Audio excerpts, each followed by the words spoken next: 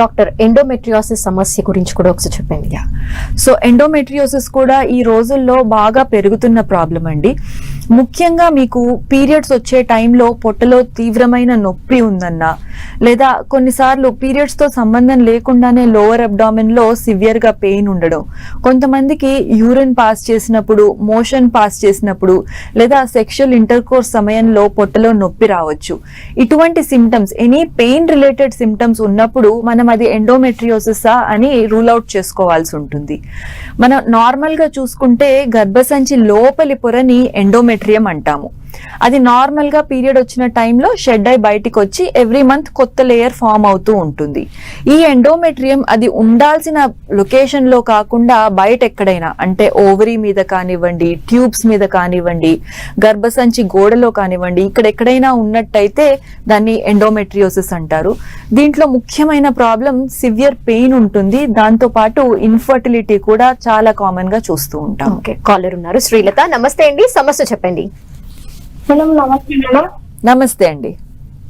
అదే మేడం, నాకు 10 years అయింది. ఓకే అండి. ట్యూబ్ టెస్ట్, థైరాయిడ్ టెస్ట్ అందరు చేస్తాను, మనకి నార్మల్ గా వస్తాయి. ఓకే. అదే 12 days స్కానింగ్ తీసుకుంటే రైట్ ఓవరీలో 14x8 12x10 వచ్చింది. నాకు వినిపించలేదు. మరొకసారి చెప్పండి. రైట్ ఓవరీలో 14x8 ఓకే 12x10. ఓకే అండి. లెఫ్ట్ ఓవరీలో నో పాలిసీ ఉన్నారు, ఎండోమెట్రియంలో 5.6 అన్నారు. ఓకే అండి. మరి ఇది మీకు ఏమన్నా సమస్య ఉందా? మీకు పీరియడ్ వచ్చిన ఎన్నో రోజు చేసిన స్కాన్ లో ఇది చెప్పారండి? 12వ రోజు. 12వ రోజు. సో నార్మల్ గా పీరియడ్ వచ్చిన తర్వాత 12వ రోజు నుంచి 14వ రోజు లోపు గుడ్ అనేది మెచ్యూర్ సైజ్, ఒక mature egg 18 to 22, 24 mm size లో ఉండాలండి. మీరు చెప్తున్న వాల్యూస్ మనకు ఫాలిక్యులర్ మానిటరింగ్ స్కాన్స్ అంటారు. అంటే ఒక నెలలో 2 సార్లు 3 సార్లు స్కాన్ చేసి గుడ్ అనేది కరెక్ట్ గా టైం కి ఎట్లా పెరగాలో ఆ సైజ్ లో పెరుగుతోందా, అసలు పెరగట్లేదా, లేదా పెరుగుతోంది కానీ స్లోగా పెరుగుతోందా అనేది చెక్ చేస్తాము. మీరు చెప్తున్న మెజర్మెంట్స్ 12వ రోజుకి గుడ్డు సైజు కాస్త చిన్నగా అనిపిస్తోంది మా.